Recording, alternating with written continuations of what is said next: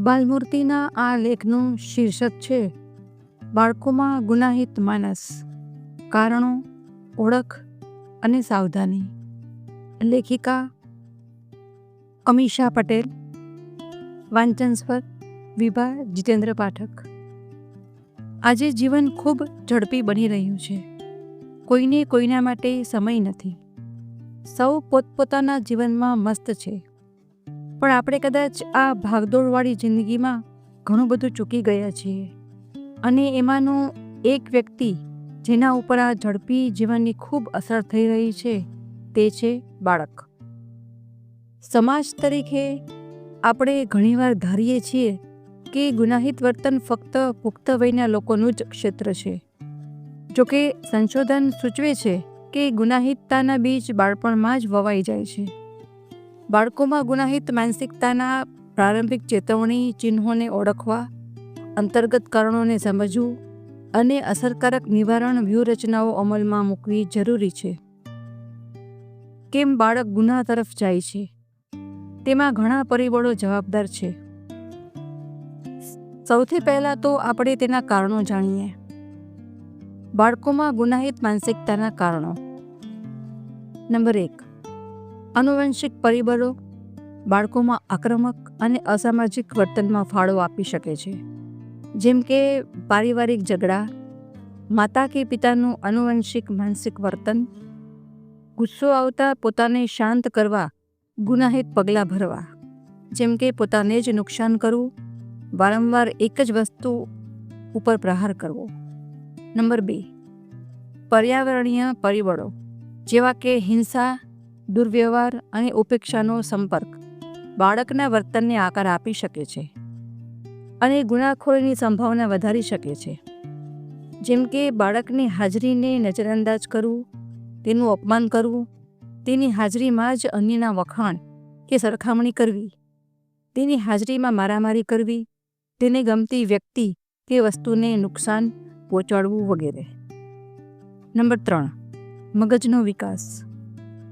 મગજની રસાયણશાસ્ત્ર અને બંધારણમાં અસંતુલન, ખાસ કરીને એમિગડાલા અને પ્રિફ્રન્ટલ કોર્ટેક્સમાં આક્રમક અને આવેગજન્ય વર્તનમાં ફાળો આપી શકે છે.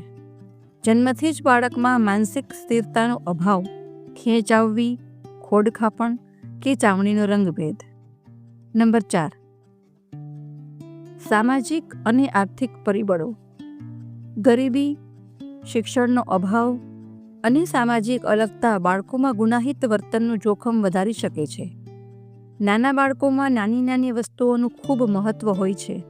ઉદાહરણ, એક આકર્ષક રબરને સમજીએ.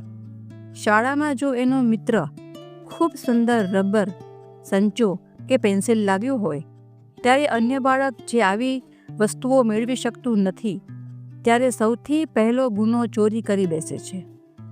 પછી તેને છુપાવવા જૂઠું બોલે છે ને ક્યારેક મારપીટ સુધી સમસ્યા વધી જાય છે.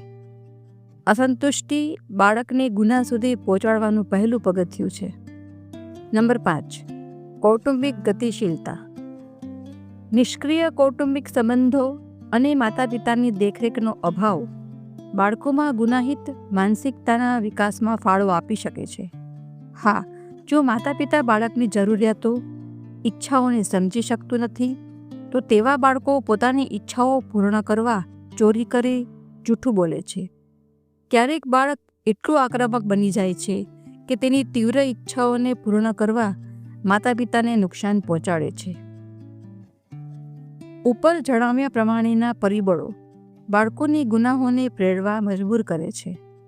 આવા બાળકોને અન્ય બાળકોની વચ્ચે ઓળખી કેવી રીતે શકાય તે ઘણું અગત્યનું છે. આવા બાળકો ભીડમાં પણ અલગ તરી આવે છે તેમના વર્તનથી.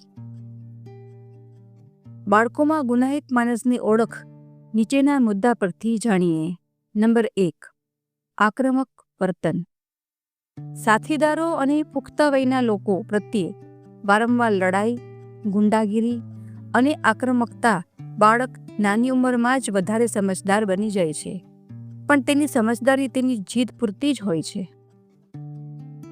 તેને પૂર્ણ કરવા તેનાથી મોટા બાળકો એ વ્યક્તિઓ સાથે લડતા ઝઘડવામાં સમય નથી લાગતો. નંબર 2, આવેગશીલતા. આવેગજન્ય વર્તન જેમ કે ચોરી, તોડફોડ અને અવિચારી વર્તન. આ પરિબળમાં ક્યારેક બાળકનું સ્વચ્છંદીપણું પણ જવાબદાર છે. ગરીબીની સાથે અમીરી અને વધુ પડતા લાડ પણ બાળકોને ગુનાહ કરવા પ્રેરે છે. તેમની મનમરજીથી બીજાને નુકસાન પહોંચાડે છે. નંબર 3, સહાનુભૂતિનો અભાવ. અન્યની લાગણીઓ અને જરૂરિયાતોને સમજવામાં અને તેને સંબંધિત કરવામાં મુશ્કેલી. ક્યારેક બાળક પોતાના મનની વ્યથા કોઈને કહી શકતો નથી અને અંદરો અંદર મૂંઝાય ત્યારે તે પોતાની વાત મનાવવા પણ ગુનો આચરે છે.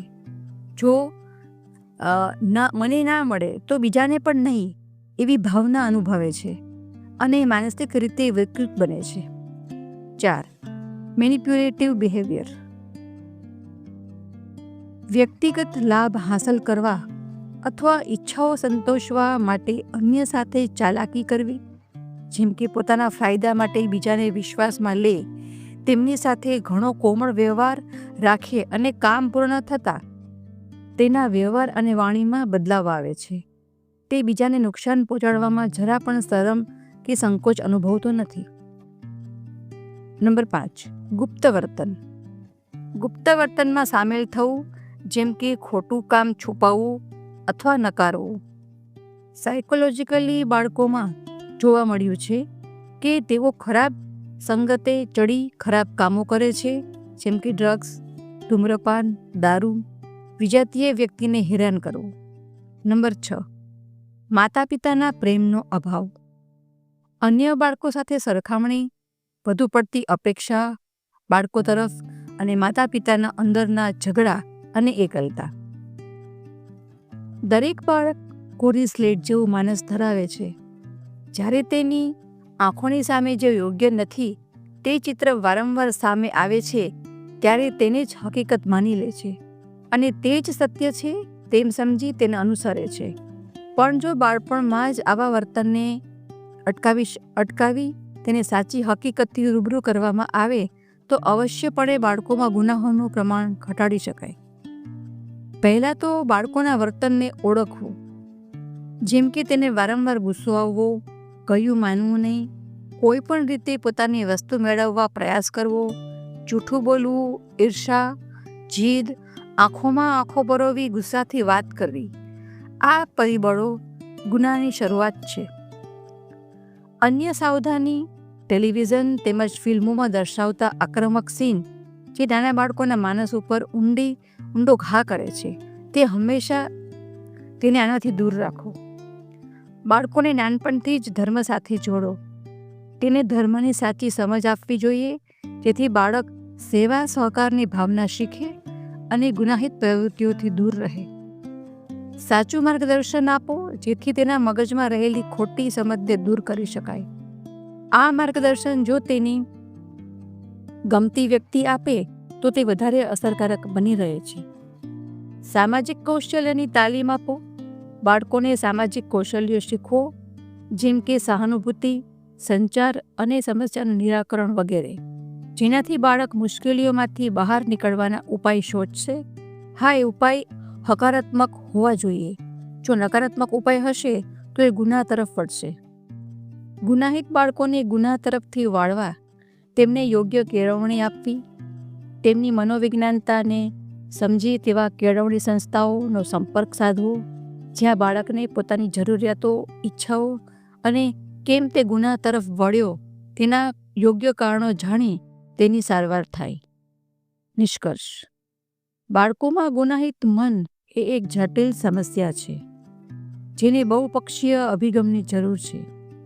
અંતર્ગત કારણોને સમજીને, પ્રારંભિક ચેતવણીના સંકેતોને ઓળખીને અને અસરકારક નિવારણ વ્યૂહરચનાઓ અમલમાં મૂકીને બાળકોમાં ગુનાહિત વર્તનનું જોખમ ઘટાડી શકીએ છીએ. બાળકોને સમાજના સકારાત્મક, ઉત્પાદક સભ્યો તરીકે વિકસાવવા માટે જરૂરી સમર્થન, માર્ગદર્શન અને સંસાધનો પ્રદાન કરવા માટે એક સમાજ તરીકે સાથે મળીને કામ કરવું આવશ્યક છે. Thank you. જય હિન્દ, જય ભારત.